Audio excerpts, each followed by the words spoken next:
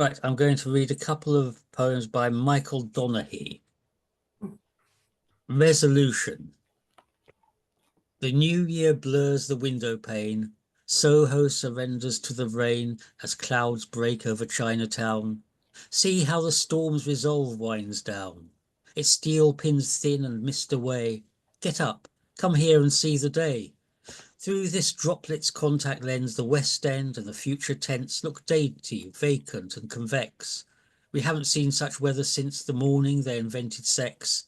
And yet, baptized by rain and gin of last year's unoriginal sins of inattention and cliché, this looks like every other day that we will never see again. Courage, coffee, aspirins. Our window on the world begins to dry. The breakfast bulletins appall, the civil voices lie, our private garden cloud with doubt. So let me make this crystal clear. The rain has stopped, your taxes here. The New Year bells will ring you out. And refusals. Shooting their horses and setting their houses alight, the faithful struck out for a hillside in Sussex to wait for the prophesied rapture to take them at midnight, New Year's Eve, 1899.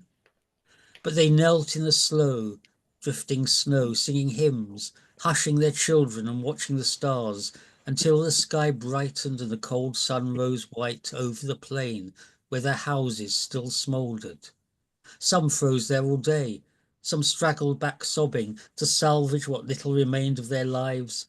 Others went mad and refused to the end of their days to believe that the world was still there.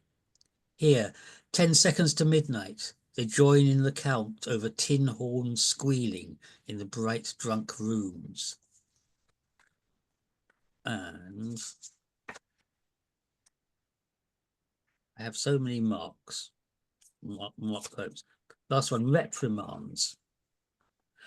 We fell out of love as toddlers fall, glancing down, distracted at their feet, as the pianist in the concert hall betrays her hands to thought and adds an extra beat.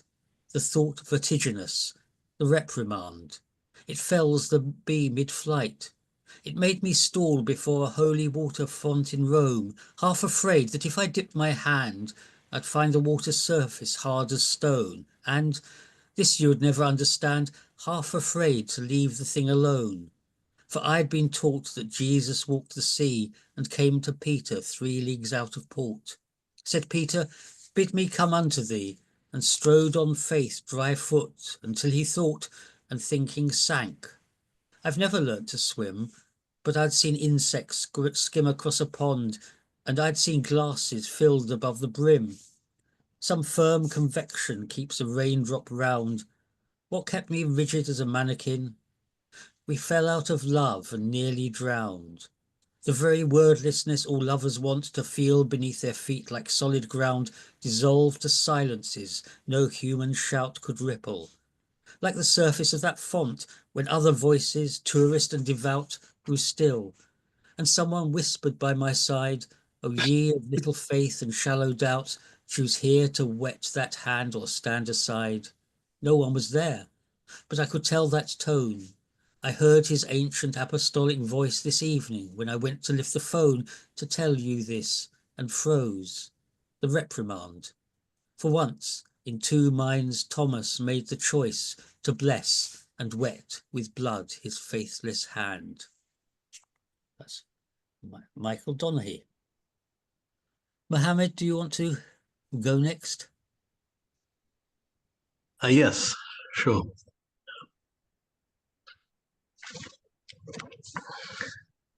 In Penny Lane, there is a barber showing photographs of every head he's had the pleasure to have known, and all the people that come and go stop and say hello. On the corner is a banker with a motor car. The little children laugh at him behind his back, and the banker never wears a mac in the pouring rain. Very strange. Penny Lane is in my ears and in my eyes. There beneath the blue suburban skies, Penny Lane. So that song uh, was, I think it was recorded on the 17th of January. So it has an affiliation with this particular today's date, and from 1967, basically. Yeah. So yeah, one of my favorites. I thought I would go ahead and start with a little singing. Next, about a cap. So what kind of cap I was wearing? A Father Christmas cap, and it went various places. Usually I just every year it doesn't really travel, and this time it was going to different parties and so on. Cap. It's soft and warm and keeps itself going. The skies have been quieter, sharing more confidences. I bought it off the cuff and now wear it with pride. My Muslim purists make a face about it. I rebel. I've been partying with it as if it's my G-Luck charm, 1,000 caps can't replace. It's in the pics, and for pixies, I can feel it entering my book of records with cheers.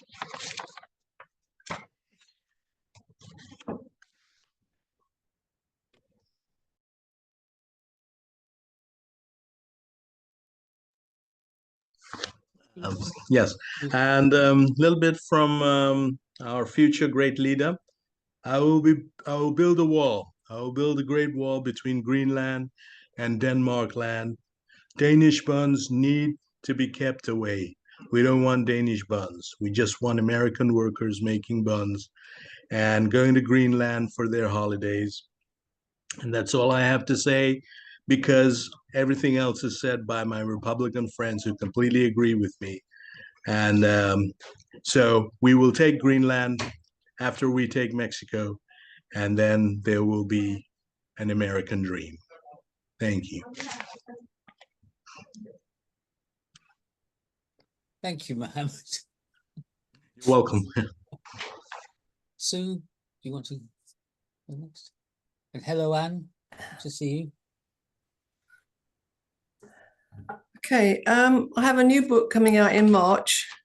It's called Between the Words. So I'll read a couple from there and then another one. Between the Words, this is the title poem of the book. Between the words, we've shared the silence of an unrequited life. Our surface one calm, glassy. Underneath we're screaming, tempted to the edge. We stand well back, choose from our jar of masks, take refuge in the stillness, in our safe space now. This summer didn't go so well. You're gravely ill. The plans we made, we had to put on hold. Already see how much the days are shorter. Shadows alter hour by hour. We text. You send me unicorns. You're facing fire and poison, and we talk about the weather. And this is third age. We all become our parents soon enough. My mother's ghost face sours the looking glass. Loose, ashy hairs are trailing me around my own tight rooms, my wardrobe's inked with black. My hopeless lusts are tucked up, out of sight, but still they threaten crimson at the hem. I'm so tired of turning up to death with freshly laundered words. Just let me be. I want to read a newspaper unharmed, drink tea, grow herbs beneath a quiet sky. No flame can warm this freezing of my heart. A winter of 3 layers stalks my path. Okay. And this is exuvii, which is it's about it's a word that means shedding skins. Exuvii. You tell me you are shedding things. You who always kept them seamless and immaculate. What hope for me then, drifting through the world, too slant, too out of true, for winter comes too soon. Our useless, precious things will cease to matter, fall away, not needed on the path. What stays will be intangible, a half-remembered tune, some kindness, all the startling bluebells we've pressed inside each spring.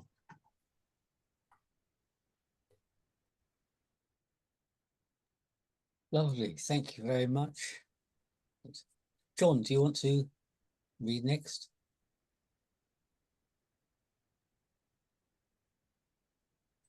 Right, a couple of dark poems followed by a lighter one.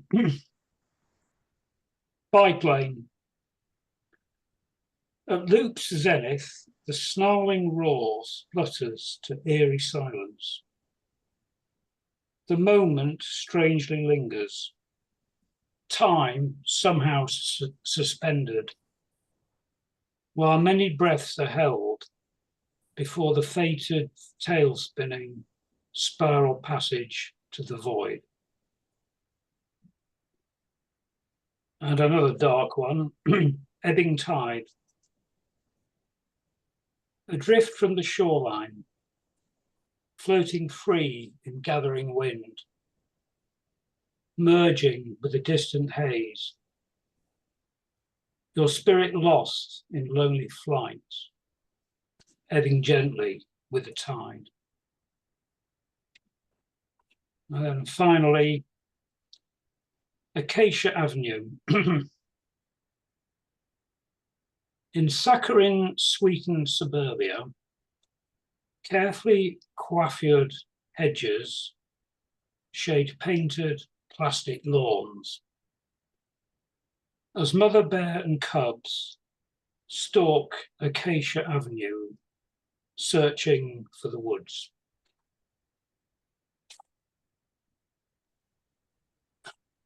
Thank you very much, John. Steve, do you want to go next? Any poems from Galatea today? No, actually, Galatea may have influenced this next poem, which is not really a poem. I'm writing a proposal for an exhibition, and I'm trying to write the proposal as a kind of in verse form, although it kind of moves between verse and prose. Anyway, it's a draft, so it'd just be great to read it out and see how it feels. So hopefully it's reasonably self-explanatory, but it might not be because it's a draft. Anyway, here we go. Magdalena van der Pas and Ovid's Metamorphoses, an exhibition and performance, poetry, research and art in conversation, arguments as pertinent to us today as when they first appeared in print.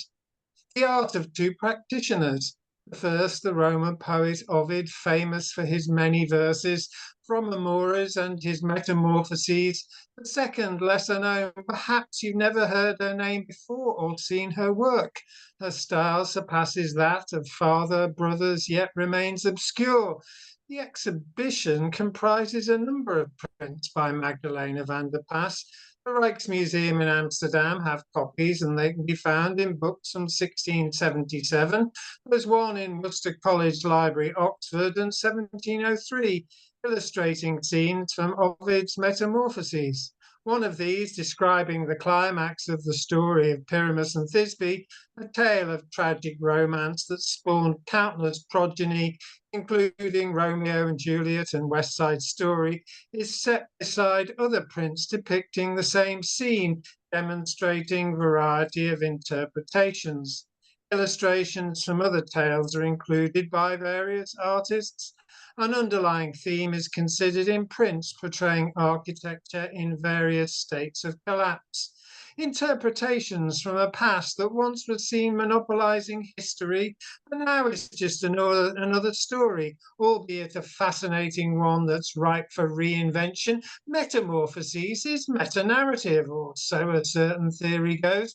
traditional interpretations of the term as all-embracing, and updated self-reflected versions where the story is about a story, self-aware and like an old soliloquy that's shared amongst an audience, are apposite.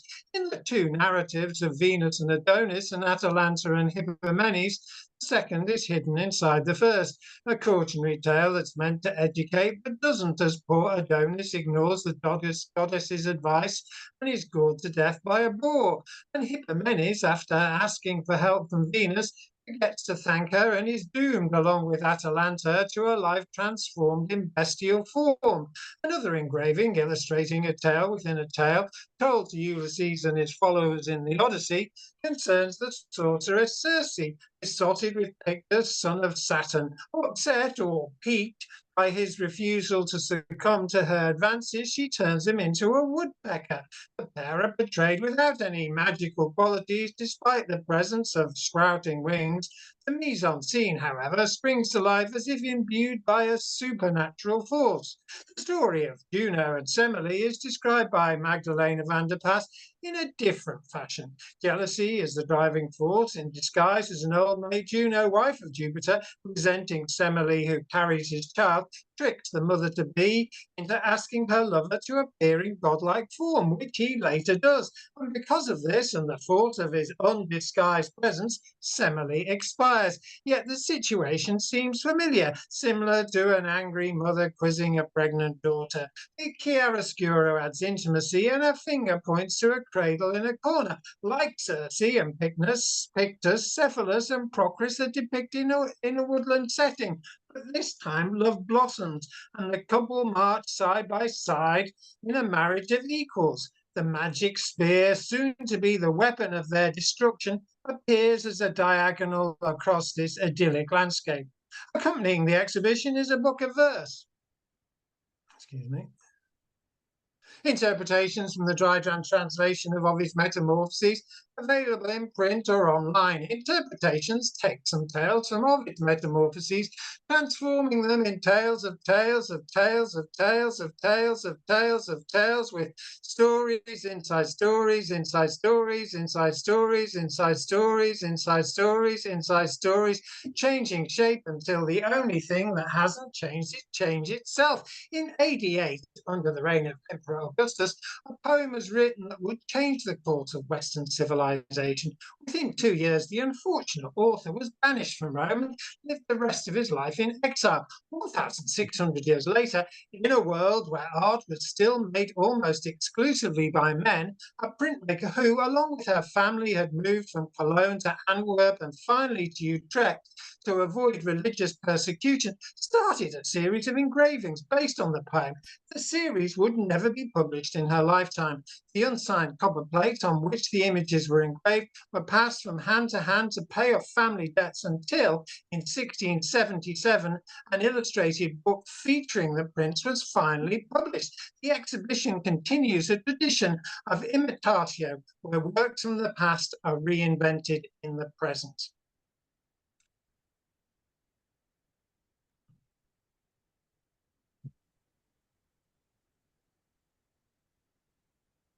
Thank you.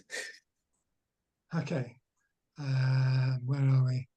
I seem to have lost you slightly, but you can see me, can you? Yes, we can see you. I can see you. Oh, good. Okay, well, that's can it. see Thanks a lot. No, thank you. I see Galatea came in there Right. at some point. Yes, Lot- yes. lot- Lots of people were waving at you and applauding. Thank you You very much. can't imagine it. Okay, I'll try and find my way back. I don't know what's happened. I'm on post-attendee Zoom now, which is, anyway, okay, I'm sure I'll be back. Yeah. Right.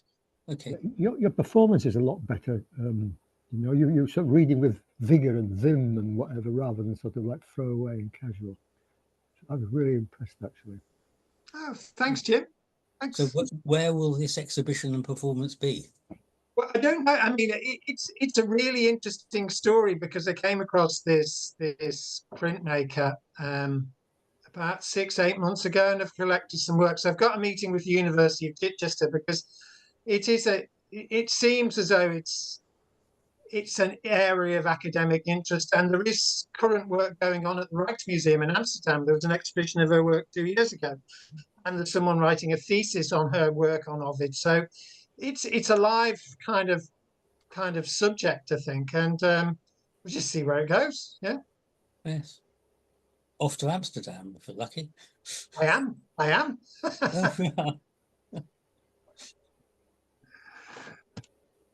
Oh, Jim, do you want to go next? Yeah, I lost. I had quite a bad day actually, but I won't go into details. I'll read the first poem is based on the fact that something that's always pissed me off. So my father was given firm instruction by my mother to register me as Jim and not James. So the old man said, who was doing it, said, "Oh no, that's a nickname. James is the proper name." And he said, "Oh yeah, okay." And my mother never forgive him for this, and neither have I. So the poem is called "What Shall We Call You?" Call me often, call me easy, call me sexy, call me sleazy, call me leather, call me Sadie, call me Tuesday, call me crazy, call me which way, call me troubles, call me cauldron, call me bubbles, call me diver, call me fluff, call me head case, call me muff, call me Billy, call me Bud, call me Ishmael, call me stud, call me Ahab, call me sick, call me Moby, call me Dick, call me Dewdrop, call me funny, call me dipstick, call me honey, call me has-been, call me beauty, call me drag queen, call me cutie, call me Hank, call me pretty, call me no job, call me witty, call me dollar, call me dime, call me mouthwash, call me slime, call me bonehead, call me brains, call me Jim, but don't call me James. That's how I feel about it. The next one is fairly sober.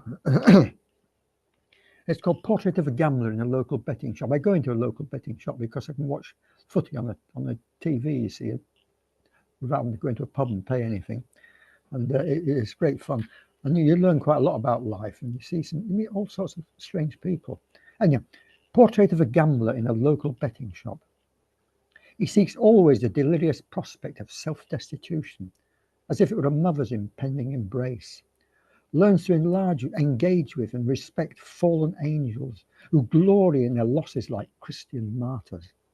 He feels redeemed and consoled excuse me, by the silent, awestruck pity of other gamblers and feigned stoic indifference to initiates who scream abuse and attack slot machines with metal stools, all of which they do. Yet he yearns to leap intact and brightly shining from the all-consuming jaws of addiction, longs to pursue redemption scenarios and the abiding wonder of spiritual rebirth. But after a big win, he's seduced and transfigured by hosannas announcing his planetary importance, and derides the impending oblivion of time wasters who have never taken risks and never truly lived. So he pounces from others and is likewise pounced upon as he pursues multiple Odysseys and Golgothas, his ears forever attuned to myriad siren voices. And as a notorious non-gambler, I watch on impassively, entranced, priggish, mournful. We exchange a few words, devoid of meaning, and he leaves. That's me in a betting shop. And the final verse is eight things humour might be. 8 things humour might be. No laughing matter, a mask for protection, a lover's response to a fear of rejection, a defiance of cant, a hatred of lies to protect us from evil by opening our eyes, disguised self-hatred seeking redress, a dark Narcissus with a need to impress, a rod for sadists with a taste for derision, where mirth meets malice in the foulest of prisons, a sign of neurosis, a soothing of pain, an escape from the eagle who tears at its prey, a flight from boredom as we search for some kicks, the smiles of those virgins who know all the tricks, a form of redemption, an air-blown kiss, the easing of tension, the onset of bliss, a coming to terms with our fractured selves, one way of dealing with most kinds of hell. Thank you. Thank you, Jim. That was excellent. Nick, do you want to entertain. Yeah, you're like Halo. I have to sit just here, otherwise Right. you realise Very, it's the very light. impressed. Right, where are we? So I've been spending some time with George, up in Yorkshire, Lancashire. So I wrote a poem about it to embarrass him, but he's not here. But I'm going to embarrass him anyway. Winter break. We've returned to being many miles apart, yet we are closer than we were last year. In northern hills, I lost and found my heart, breathing coal dust and wood smoke in the air. You were there to listen when it mattered, sharing walks among soft snow-covered hills. So many good memories were gathered under crisp skies, we never felt the chills. With Lemmy running back and forth beside us, disappearing into the distance. When strangers ahead meant he had to hide, reminding that trust takes some persistence. But once won, it deepens like drifting snow, remembered fondly when it's time to go.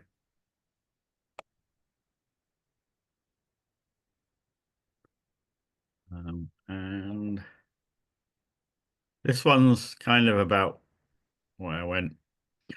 Funeral. I fled 200 miles away, yet I'm still with you every day. At 3 o'clock, I'll hold you close, for your spirit is already loose. I'll not bring grief to those that mourn. Our relationship was always torn, lost in secret pages of your life. Your role was mother, loyal wife. I gave you comfort, be at rest. Everything you were was honest. Although we never met our goals, no distance separates our souls. No time or space can come between our simple, everlasting dream.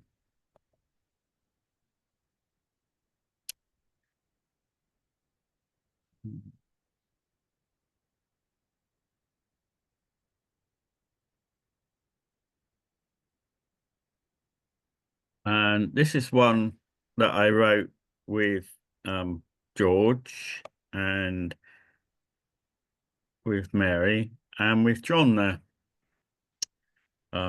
Most of it's my fault though, but it's called Unmet Dreams.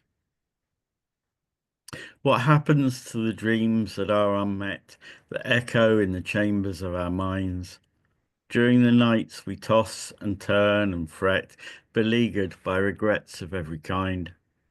What happens to the dreams that are unmet, that return again to comfort us in need? How can we keep them safe and secure, yet grow with them and use them to succeed? What happens to the dreams that are unmet? I hold ours close and cherish them for you. Try as I might, I never can forget the sunlit uplands we once held in view. What happens to the dreams that are unmet? For good or ill, our histories are set.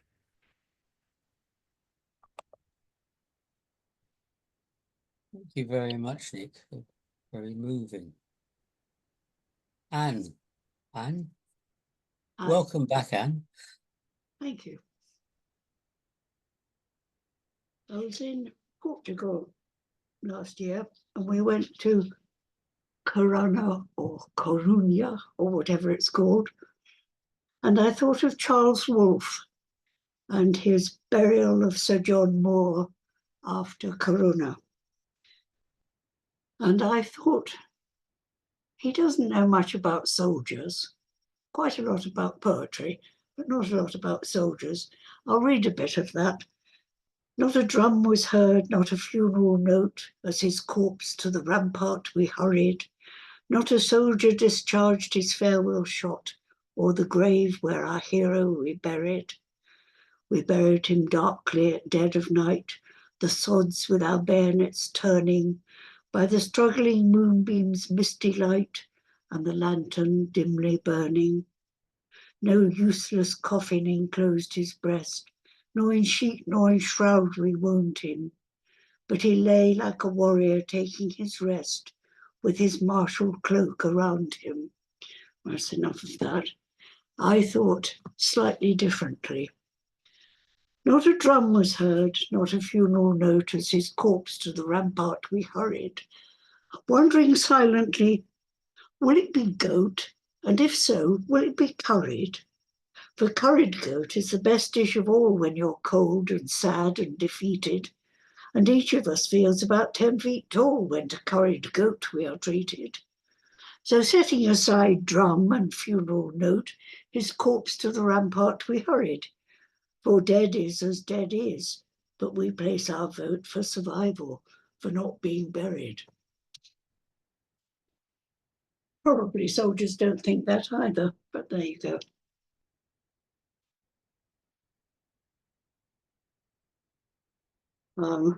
It's the product of a small period of introspection.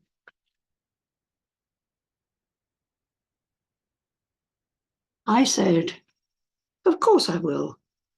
I said, no, I don't mind. I said, it's really no problem.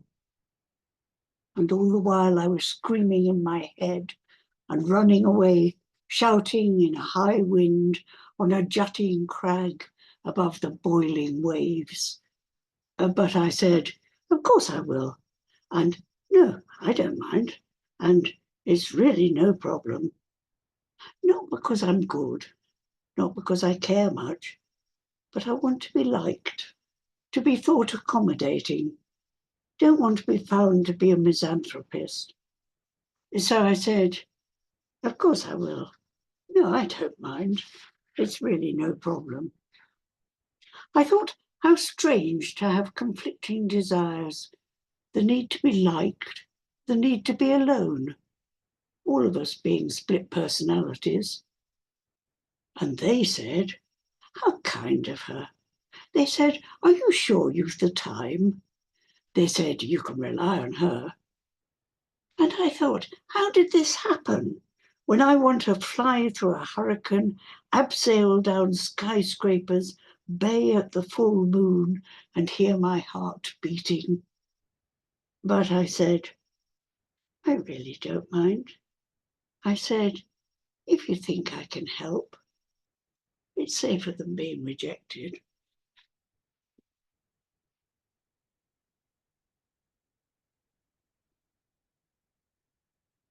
The little one, vanishing cream. What's this, Mama? Don't touch. She dabbed some cream from her fingers to her face. I never saw her again. That's it. Thank you, Anne. Shall we go round once more before we have a break? That's all right, you think? See. Right. Well, I'll read a couple of poems by U.A. Fanthorpe then.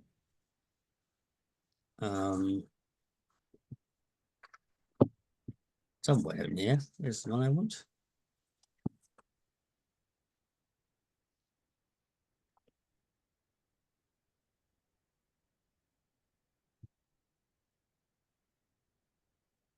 Very strange. I marked it up before we started. There we are. Hang gliders in January. Like all miracles, it has a rational explanation, and like all miracles, insists on being miraculous. We toiled in the old car up from the lackluster valley, taking the dogs because someone had to, at the heel of a winter Sunday afternoon, into a sky of shapes flying. Pot-bellied, shipless tails, dragonflies towering, still with motion, daytime enormous bats, titanic tropical fish, and men, when we looked, men strapped to wings, men wearing wings, men flying over a landscape too emphatic to be understood. Humdrum fields with hedges and grass, the mythical river, beyond it the forest, the foreign high country. The exact sun navigating downwards to end the revels, and you and me, the dogs even, enjoying a scamper, avoiding scuffles. It was all quite simple, really. We saw the aground flyers, their casques and belts and defenceless legs, We saw the earthed wings being folded like towels. We saw the sheepskin-coated wives and mothers loyally watching. We saw a known, explored landscape by sunset light. We saw for ourselves how it was done from takeoff to landing. But nothing cancelled the cipher of the soaring crucified men which we couldn't unravel, which gave us also somehow the freedom of air, not in vast caravels, triumphs of engineering, but as men always wanted, simply like a bird at home in the sky. That one, and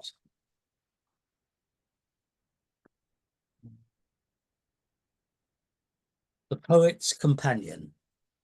Must be in mint condition, not disposed to hay fever, headaches, hangovers, hysteria, these being the poet's prerogative. Typing and shorthand desirable. Ability to function on long walks and in fast trains an advantage. Must be visible, invisible at the drop of a dactyl. Should be either a mobile dictionary, thesaurus and encyclopedia, or have instant access to same. Cordon bleu and accountancy skills essential. Also cooking of figures and instant recall of names of once met strangers. Should keep a good address book. In public will lead the laughter, applause, the unbearably moving silence. Must sustain with grace the role of muse, with even more grace the existence of another 8 or so. Also camera's curious peeping when the poet is reading a particularly randy poem about her, or worse, about someone else. Ability to endure reproaches for forgetfulness, lack of interest. Heart is looked for, also instant invention of convincing excuses for what the poet does not want to do, and long-term ability to remember precise detail of each. Must be personable, not beautiful. The poet is not expected to waste time supervising the companion. She will bear charming, enchanted children, all of them variations on the poet theme and impossibly gifted. Must travel well, be fluent in the more aesthetic European languages, must be a finder of nasty scraps of paper and the miscellany of junk the poet loses, and needs this minute now. Must be well read, well earthed, well able to forget her childhood's grand trajectory, and sustain with undiminished poise that saddest dedication. Lastly, my wife, who did the typing. That's from UA Fanthorpe. Sue, do you want to do some more? Yeah. This is called Hive. All night, tongue-tied, though the moon speaks silver, but come first light, wild words are buzzing. Bee swarms gather, flower-scented, while I'm walking, sunshine on my back. It's then the words fly in. I stand within my shadow, listen. Now there's honeycomb inside me, sweet, so sweet, yet fragile, brittle. How to hold this precious brimming? What else have I got? Oh, sorry, I'll go back. Gone too far. This is called augury. Across my empty sky, in quartered silence, calligraphy of birds. Their inky, cursive prophecies, close written in the right way, the auspicious way, immutable. You take me out to lunch. Kintsugi mend my breaks with patient gold, and nothing is the same. The altered light, the way the music fills the room, how things proceed. Is this a love poem then? Maybe it is. I'd have to check with you. And I'll do one more. Short one. Here we are. Numbered. Something seen, half seen, glimpsed from the corner of my eye. And just this morning, when I turned, no one was there. But often these days, under leafless trees, A something seems to wait, perhaps a bird which shadows me, faint charcoal scratch. It has a sound of something crisp, the turning of a page. I've seen it lately many times, but maybe, yes, quite probably, just something in my eye. Thank you. Thank you very much. John, have you got something else?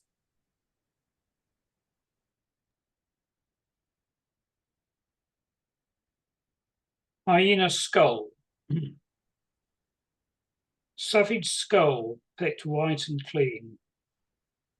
Your eyeless sockets strangely leering. Smirking jaws mocking death. Your fierce spirit lingers. A chill wind haunting. Howling through the bone. This is a haiku. Impression sunrise. On charcoal canvas, crimson clouds of early dawn, watercolour sky. And this one is based on a song by Pink Floyd called Julia Dream. Moonlight bright on silvered ocean, lapping waters, teasing, taunting. Dreamboat surfing, starlight ride. Breakers cresting, crashing at the shore. The mirage melted, the moment gone.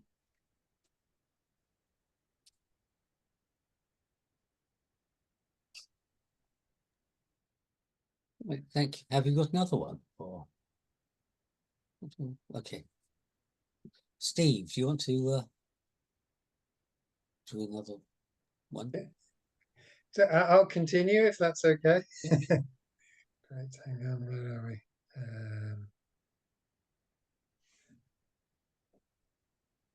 Tell your friends, but will they come? Of course they will. Persuaded by your erudition, wit, and fine aesthetic judgment, will they tell their friends as well? Of course they will. In conversations at the bar, the lecture hall, the coffee house, the corner shop, the galleries will be in touch, and in the future, all of this is documented. Are you mad? The exhibition will be noted by a passing thought, a comment from a student or a tutor. Then the work will disappear, along with all the sad attempts to rediscover stories no one wants to hear. For pity's sake, we're living in an age of Trump, and poems and engravings matter next to his apotheosis. Theseus and Aeschylus describes a feast where the river god plays host and the mortal Theseus is guest. 5 women serve while the host confesses to rape after retelling a story of 5 ungrateful nymphs he turned into islands. A 6th servant squats in a corner. If the 5 serving women correspond to the islands, then this 6th, separate from the rest, symbolizes Perimele, the raped daughter of Hippodamus, who was turned into an island not out of wrath, but from pity, her father attempting to drown her for the shame she brought on his family. But Aeschylus, being a sympathetic god, asked mighty Neptune for help.